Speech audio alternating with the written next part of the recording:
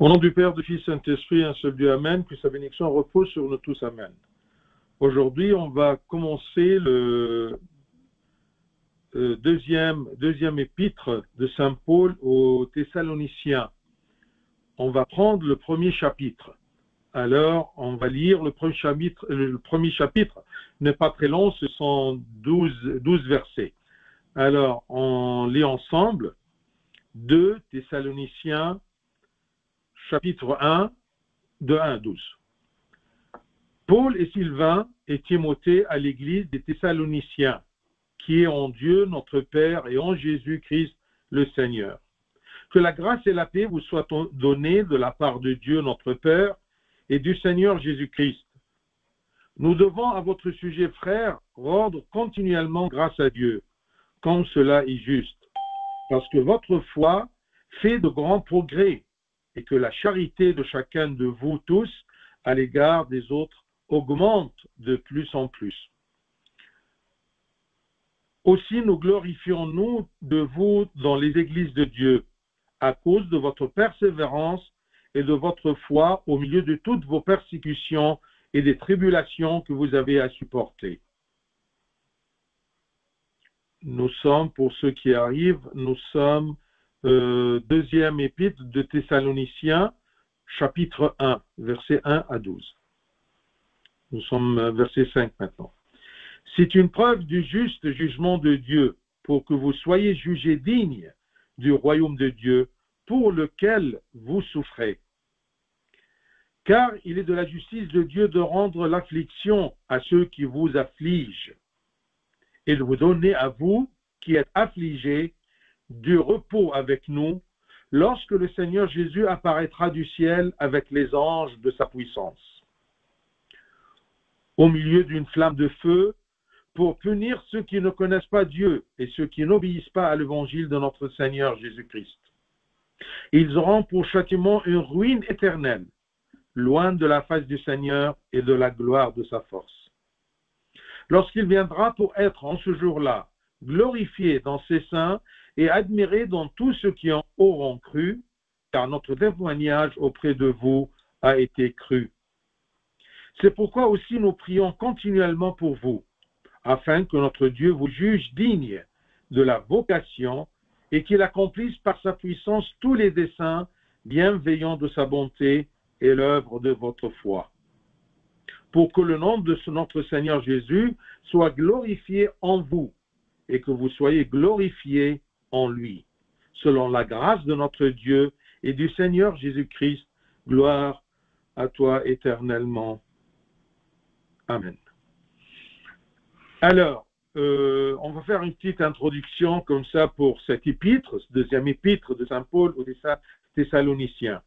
Alors, si vous vous rappelez bien, la première épître aux Thessaloniciens, Saint Paul, dans la première épître, guidé par l'Esprit Saint, encourage les âmes des fidèles de surmonter, si vous vous rappelez plus bien, de dominer tout genre de tribulation, pour les ramener aux choses célestes, expectant le second avènement du Christ, afin qu'il se réjouisse de la gloire éternelle. C'est-à-dire, première épître, c'était tout simplement encourager les Thessaloniciens à supporter bien les tribulations pour les fortifier, pour les ramener aux choses célestes, expectant bien sûr l'arrivée de Christ, deuxième avènement du Christ, pour qu'il soit prêt ou prête à aller au royaume des cieux avec le Christ. Ils doivent se préparer en supportant les tribulations pour se réjouir avec le Christ de la gloire éternelle. Alors, et l'apôtre aussi, dans le premier épître en général, il a essayé d'élargir les cœurs des Thessaloniciens en leur demandant d'aimer tous les gens, ceux qui sont à l'intérieur de l'Église et ceux qui sont dehors de l'Église, tous les gens. Et il leur a demandé d'aimer tous malgré leur présence dans la fournaise des tribulations. Ça n'empêche pas qu'on doit aimer par la grâce de Dieu et par l'œuvre de l'Esprit Saint dans notre cœur. Ça, c'était les 2 points principaux dans la première épître. Mais deuxième épître, eh bien, l'apôtre nous présente une image atroce de la guerre féroce menée par Satan. Cette guerre se fortifie plus tant que la personne essaye de suivre le Christ. Et il leur dit, plus le Satan, il sent que les gens se préparent à ce second avènement, plus il est féroce et il mène une guerre contre les enfants de Dieu. Et juste avant le second avènement du Christ et la manifestation de la gloire éternelle, auquel se prépare l'âme comme une épouse pure et sainte pour le jour de ses noces, parce que le jour de retour du Christ, ça sera pour nous, les chrétiens, les croyants, comme le jour de noces, pour une épouse qui attendait son époux.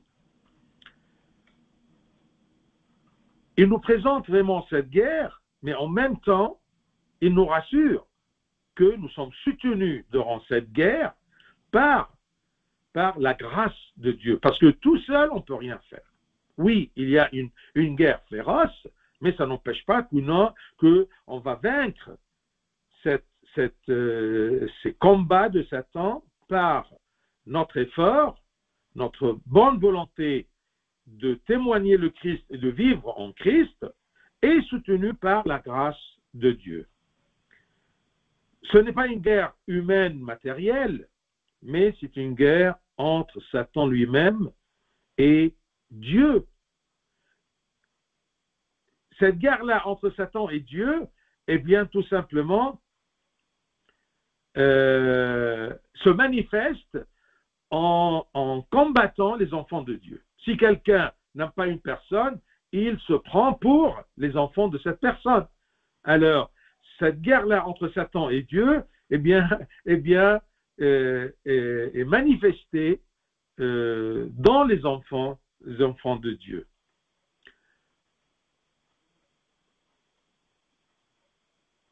Dans cette deuxième épître, l'apôtre nous sollicite de bien accomplir nos travaux quotidiens, sans négliger notre comportement comme enfant de Dieu. Parce que dans la première épître, quand il a parlé à propos de second avènement, il y a des gens qui ont cru que le Christ est à la porte, il va venir.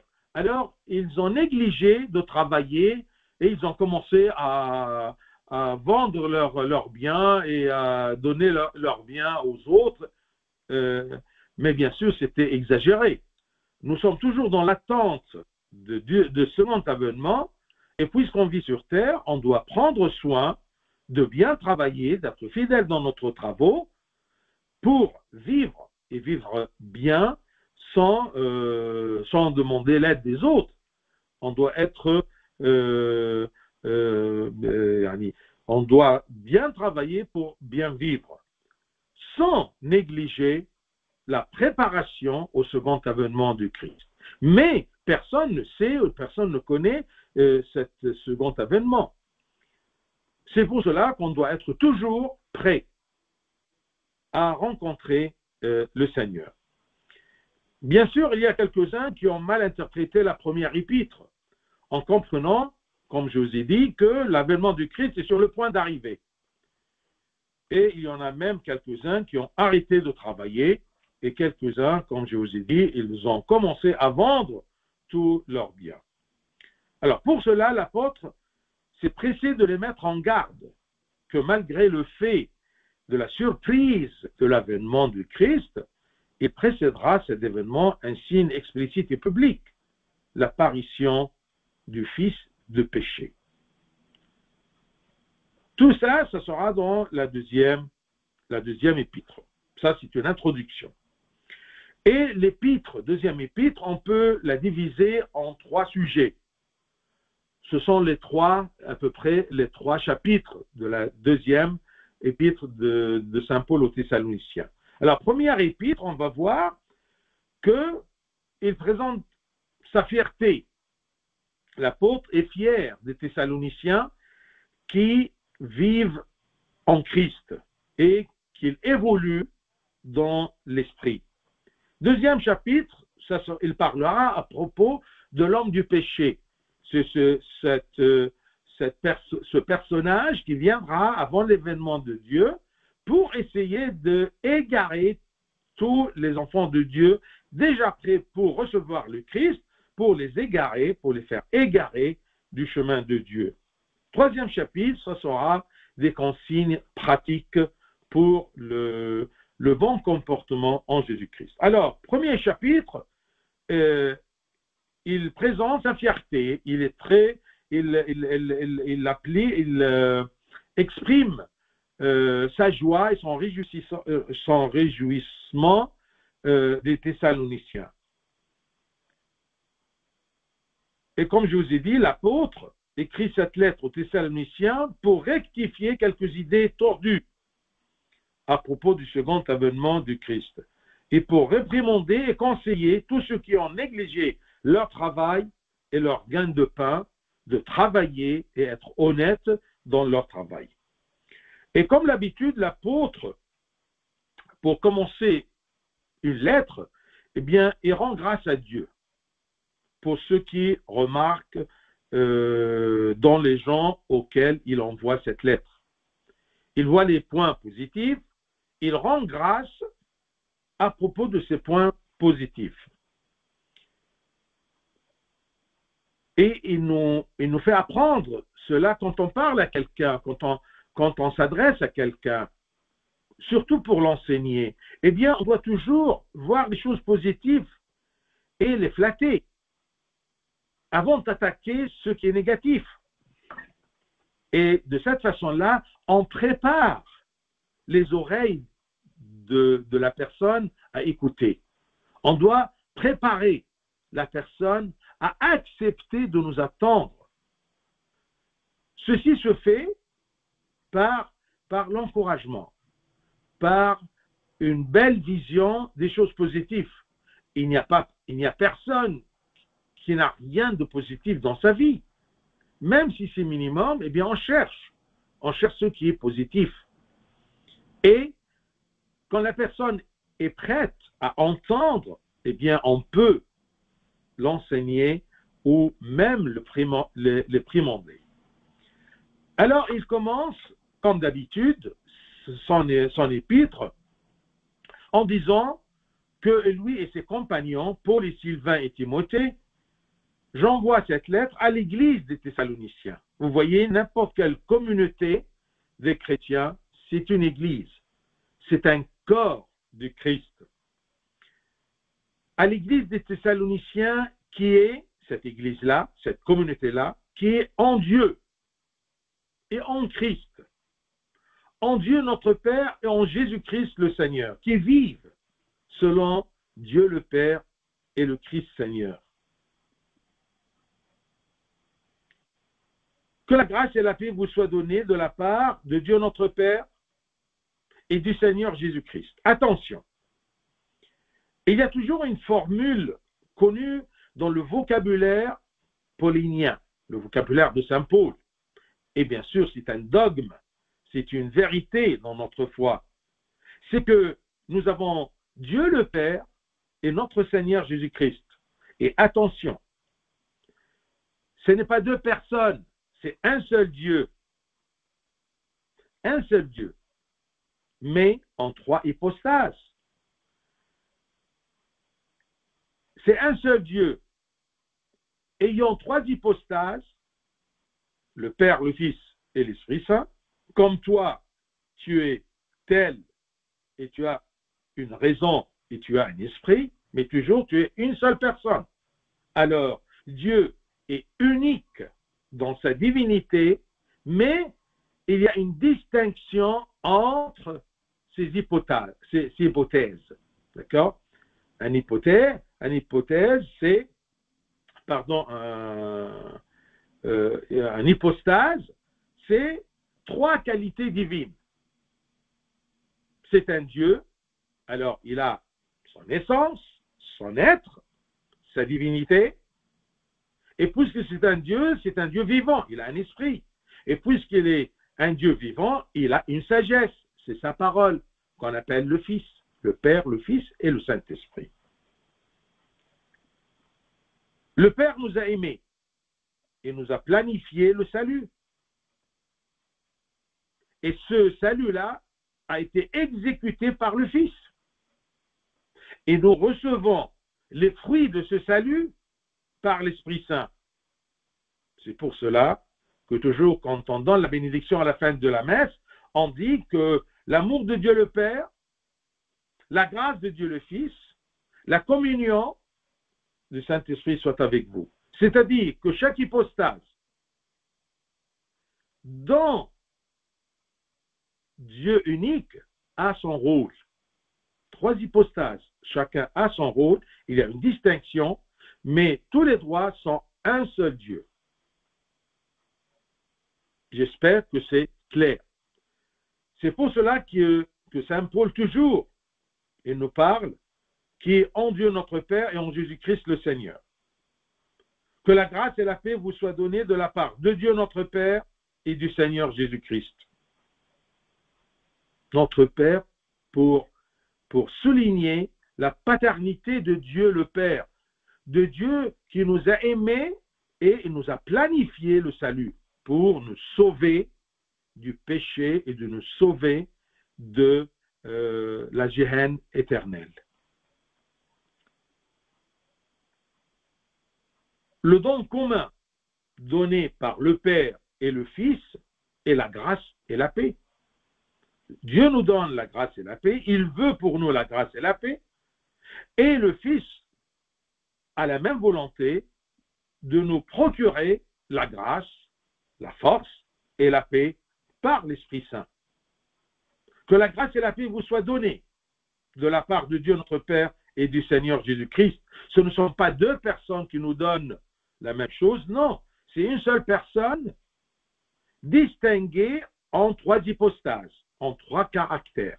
Quand tu pries à Jésus, tu pries à Dieu. Quand tu pries à l'Esprit Saint et tu honores l'Esprit Saint, eh bien, tu pries toujours à Dieu. Que ce soit Dieu ou sa sagesse, sa parole ou son esprit, les 3 sont un seul et unique Dieu.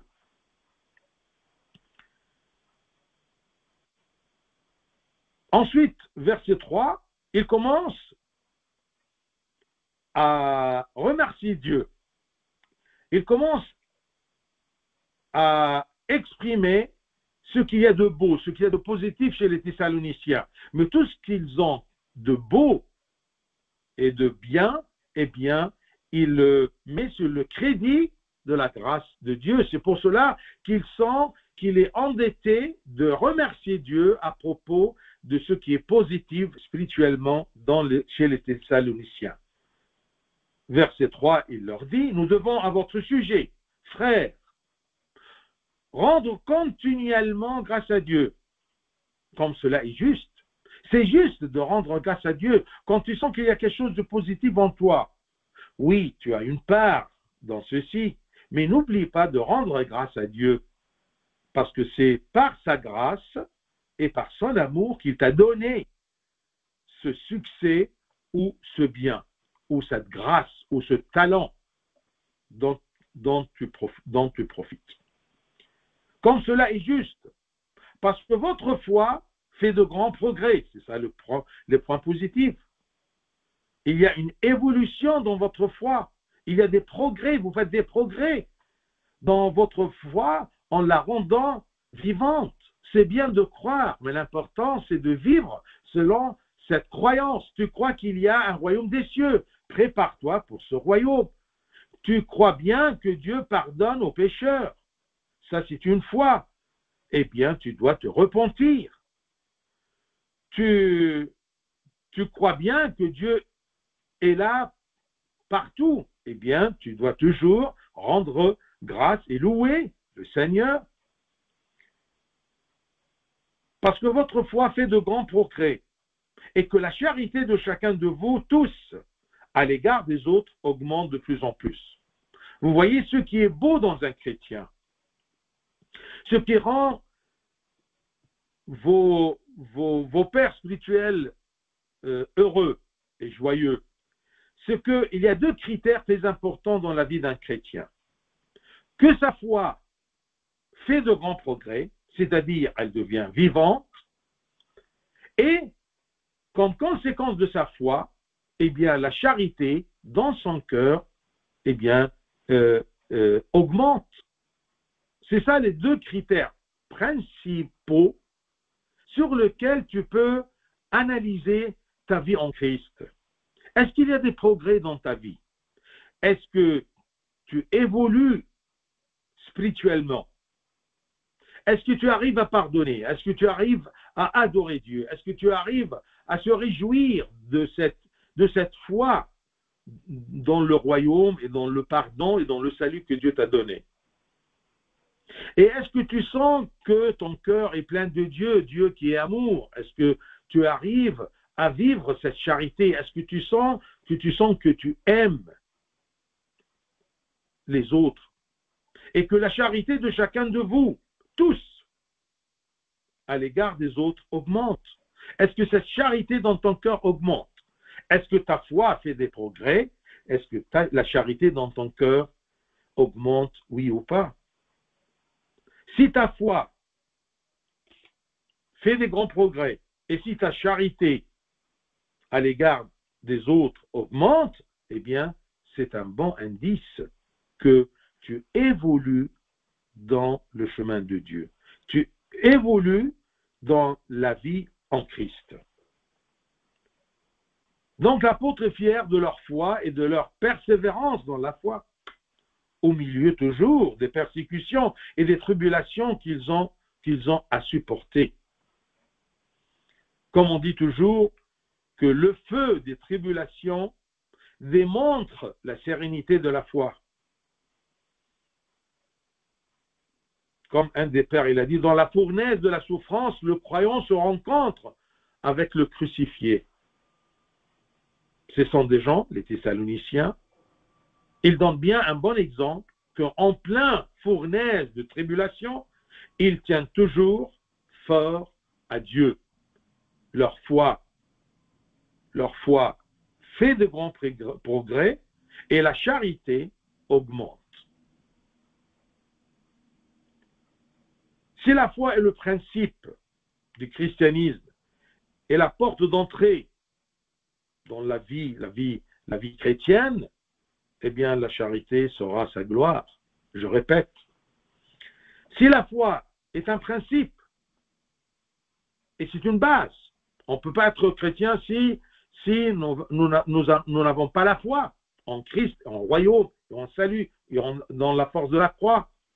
Alors si la foi est le principe de la chrétienté, la charité sera la gloire de la chrétienté.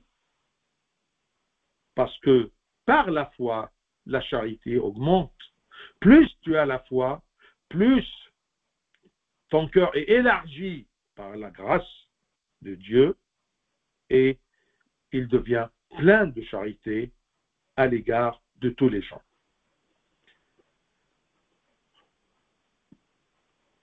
Verset 3, il leur dit, parce que votre foi fait de grands progrès et que la charité de chacun de vous, tous à l'égard des autres, augmente de plus en plus.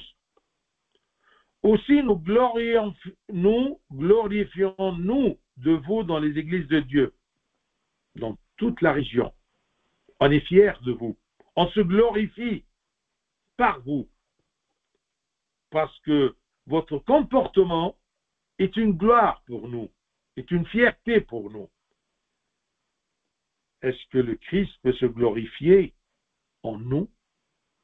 Est-ce que le Christ, quand il voit notre comportement au milieu de ce monde, au milieu de la fournaise, est-ce que Dieu, il peut être fier de nous? Est-ce qu'on peut être des enfants qui, à cause de leur vie, ils glorifient leur Père céleste? À cause de votre persévérance et de votre foi au milieu de toutes vos persécutions et des tribulations que vous avez à supporter. Aussi nous glorifions-nous de vous dans les églises de Dieu, c'est-à-dire dans le nord de la Grèce, le sud de la Grèce, parce que vous savez, Thessalonique, eh bien, c'est la capitale de la partie du nord. La Grèce est divisée en deux parties, si vous vous rappelez. La Macédoine, dans le nord, dont la capitale est Thessalonique, et l'Achaïe, qui est le sud de la Grèce, dont la capitale est Corinthe. Donc, le nord, Macédoine, capitale, Thessalonique, tous les Thessaloniciens, auxquels il envoie 2 épîtres, et le sud, c'est l'Achaïe, dont la capitale est Corinthe. Corinthe, où il a envoyé aussi 2 épîtres, première et deuxième épître aux Corinthiens. Alors, votre foi et votre réputation est déjà répandue dans toute la région, dans les églises de Dieu. Et qu'est-ce qu'ils mènent qu'ils ont une bonne réputation? C'est leur persévérance de votre foi au milieu de toutes vos persécutions et des tribulations que vous avez à supporter. On doit supporter ces tribulations. Et Dieu a permis que nous subissions ces tribulations-là parce que, comme je vous ai dit, dans la fournaise de la souffrance, le croyant se rencontre avec le crucifié.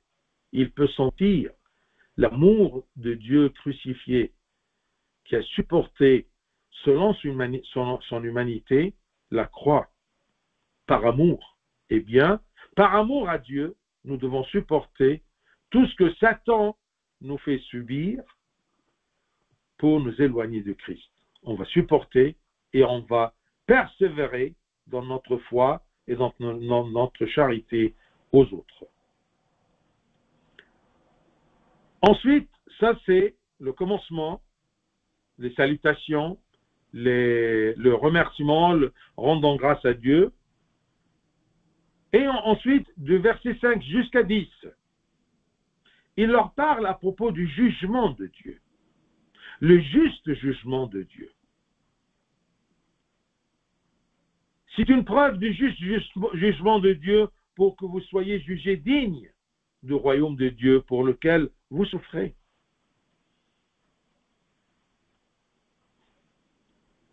L'éternel royaume, c'est un royaume qui ne se terminera pas, c'est éternel.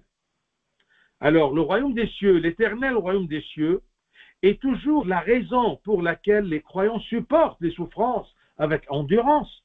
Pourquoi je supporte? Pourquoi je supporte tout le mal qui est dans le monde? Pourquoi je supporte cette vie dure? Parce que tout simplement, si malgré cette dureté et cette souffrance, je suis toujours le Christ, je vis toujours en Christ, je garde toujours et j'observe ses commandements, eh bien, je serai couronné, je serai récompensé. C'est ça ce qui donne même à un martyr chrétien de supporter la mort, d'accepter la mort, parce qu'il voit, il fixe la récompense, le royaume des cieux. Jean Chrysostome, un des saints, il a dit l'homme naturel, c'est-à-dire l'homme créé, qui est incroyant. C'est ça, un homme naturel. Mais moi, je suis pas naturel, je suis enfant de Dieu. Avec cette nouvelle nature renouvelée par le baptême. Alors, l'homme naturel, au milieu des tribulations et l'injustice, son cœur s'enflamme de l'envie de vengeance de ses oppresseurs. Mais les chrétiens, son cœur s'enflamme par l'attente du juste jugement pour qu'ils reçoivent l'éternel royaume des cieux et par sa réjouissance des gloires célestes. Plus le chrétien, plus il voit des tribulations, eh bien, il se réjouit parce qu'il sent qu'il va mériter le royaume des cieux, les gloires célestes. Le vrai croyant, face aux injustices ne demande pas la malédiction divine pour ses oppresseurs, mais se réjouit de porter la croix pour le Christ.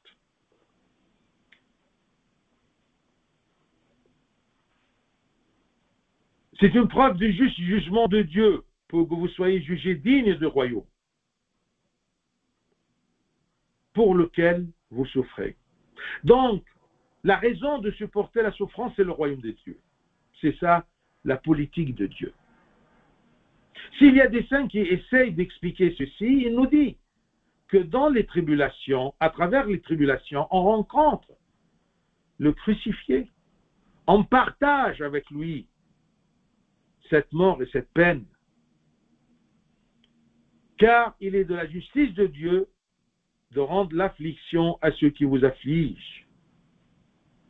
C'est lui qui rend de l'affliction à ceux qui nous affligent. C'est lui qui se venge pour nous. Mais nous, on ne se venge pas de nos ennemis. Parce qu'il y a une flamme d'amour et de charité envers tous les gens, même nos ennemis. C'est ça le christianisme, c'est ça la force d'un chrétien. Et si cette charité envers les autres, surtout ceux qui ne nous aiment pas, augmente, eh bien c'est une évolution. C'est un indice, comme je viens de vous le dire, un indice de votre progrès sur le chemin de Dieu. Le vrai croyant alors, face aux injustes, il se réjouit de porter la croix. Toutes ces tribulations-là, c'est pour nous une croix. Et attention, les tribulations à cause de notre croyance, non pas à cause de nos bêtises. Si tu fais une bêtise ou un crime et tu es persécuté, ça, c'est complètement différent de ce que Saint Paul nous dit. Ici, il nous dit des tribulations injustes que nous subissions à cause de notre foi en Christ. Attention. Un bon chrétien, il considère toujours qu'un homme injuste devant lui est une proie faible, soumise à Satan, qui ne cherche qu'à faire monter les hommes les uns contre les autres. Un homme injuste, c'est un homme faible, utilisé par Satan comme outil de persécuter et d'offenser ou d'oppresser son frère l'homme. Un chrétien, il saisit ceci. Et c'est pour cela qu'il haït l'injustice, mais il a pitié de cet injuste, de cet homme qui pratique l'injustice parce qu'il est une proie facile entre les mains de Satan. Et un bon chrétien, parfois, ou il doit plutôt, prier pour son oppresseur. Pourquoi? Pour qu'il soit libéré de l'esclavage de Satan. Satan l'utilise comme un outil d'injustice sur terre. Eh bien, je prie pour mon ennemi, pour cet homme injuste, tout simplement pour qu'il soit libéré. C'est ça la charité. C'est ça le sens comment, si je suis persécuté ou si je suis insulté, je bénis, je prie pour celui qui mon oppresseur. Le christianisme est incroyable. Ses principes et ses valeurs sont complètement différents que le principe de l'homme naturel. Œil pour œil et dent pour dent. Mais moi, le chrétien, non. Il y a l'amour dans mon cœur. Aimez vos ennemis. C'est ça, aimer l'ennemi. De prier pour lui comme une proie faible entre les mains de Satan pour répandre le mal entre les hommes. Car il est de la justice de Dieu de rendre l'affliction à ceux qui vous affligent. Saint Paul ne dit pas ça pour apaiser les croyants, mais non. Pour tout simplement l'apôtre souligne une vérité évidente, que Dieu est juste. Dieu rend l'affliction à ceux qui nous affligent, à ceux qui nous chagrinent, s'ils persistent dans leur mal sans repentir.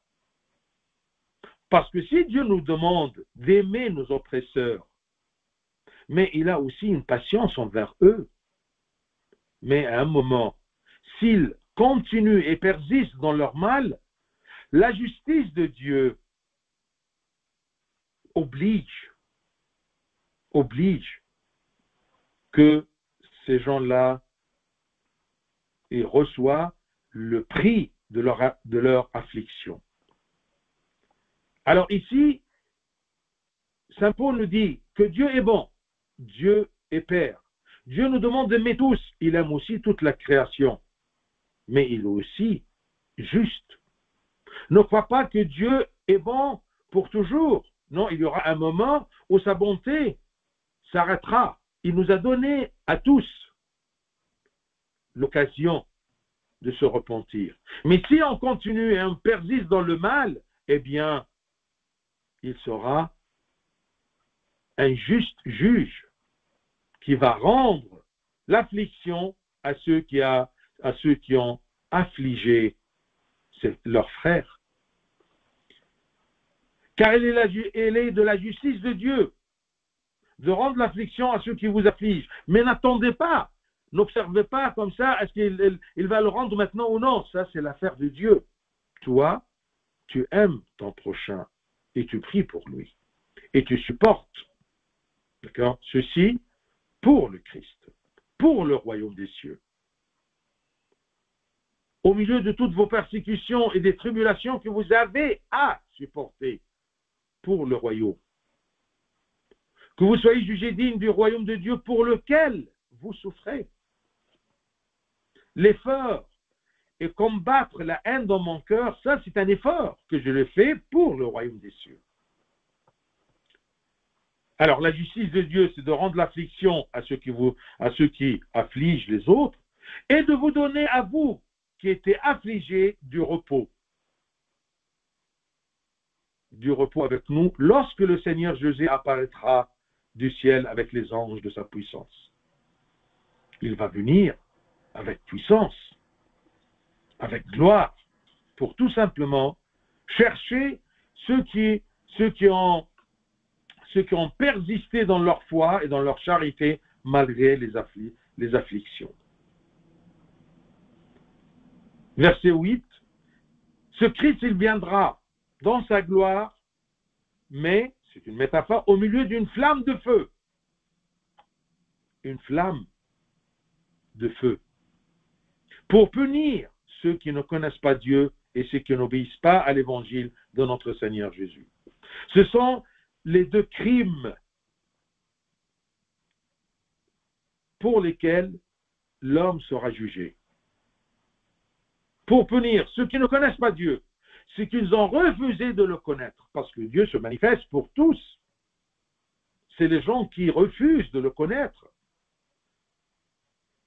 Pour punir ceux qui ne connaissent pas Dieu, disons les non-croyants, et ceux qui n'obéissent pas à l'évangile, il y a des croyants qui n'obéissent pas à l'évangile, eh bien tous les deux seront punis.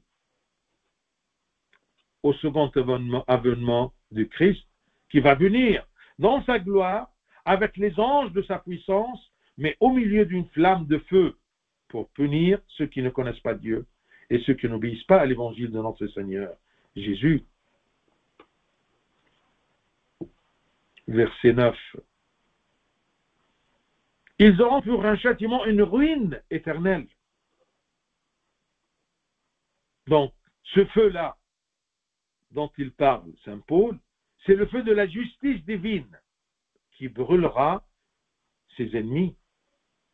Vous voyez dans le psaume 97, verset 3. Psaume 97, verset 3, c'est écrit « Le feu marche devant lui et embrase alentour ses adversaires. » Qui sont les adversaires de Dieu? Ce sont ceux qui ont refusé de le connaître et ceux qui n'obéissent pas à l'évangile.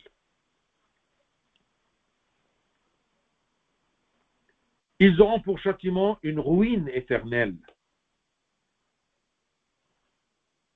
Ici, il a cité le châtiment des adversaires de Dieu et nous met en garde de ne pas suivre leur comportement et leur chemin pour ne pas subir la même punition.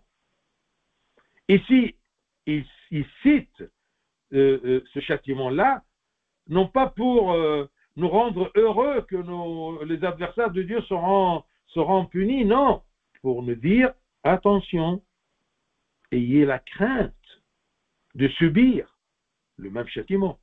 Donc, faites à connaître Dieu, faites à obéir à la parole du Seigneur. Ils auront pour châtiment une ruine éternelle. Ils auront pour châtiment une ruine éternelle, loin de la face du Seigneur et de la gloire de sa force. Donc, étant privés de la face du Seigneur, étant privés de vivre en communion avec le Seigneur, c'est déjà le châtiment. C'est ça l'enfer. C'est que l'âme, elle est loin de la face du Seigneur éternellement et elle est loin de la gloire et de sa force. Tout ceci, lorsqu'il viendra, pour être en ce jour-là glorifié dans ses saints. Vous comprenez maintenant, Dieu n'a pas besoin d'être glorifié, mais c'est une raison d'être glorifié parmi les gens, même parmi les mauvais, parce qu'ils vont voir que ce qu'ils ont raté, nous en profitent. Ils n'ont pas cru à l'avènement du Christ. Ils n'ont pas cru à la justice de Dieu. Ils n'ont pas cru au dernier jugement. Mais maintenant, ils vont voir et même ils vont glorifier Dieu. Mais ça sera très tard. Ils ont perdu leur vie. Ils ont perdu la persévérance dans la foi. Ils n'ont pas cru. Ils n'ont pas obéi. Ils n'ont pas reconnu le Christ. Lorsqu'il viendra pour être en ce jour-là glorifié dans ses saints et admiré dans tous ceux qui auront cru, là c'est notre joie, on va l'admirer. J'ai persisté, j'ai persévéré dans ma foi et aujourd'hui je vois la gloire, je vois le Christ dans sa gloire. C'est la joie, la grande joie des chrétiens, car notre témoignage auprès de vous a été cru. Et il termine, versets 11 et 12, il termine ce chapitre en disant, c'est pourquoi aussi nous prions continuellement pour vous, afin que notre Dieu vous juge digne de la vocation. Dieu nous appelle, nous invite gratuitement, mais on a besoin de persister, d'être digne de cette invitation, de cette appellation. Il nous appelle. Il nous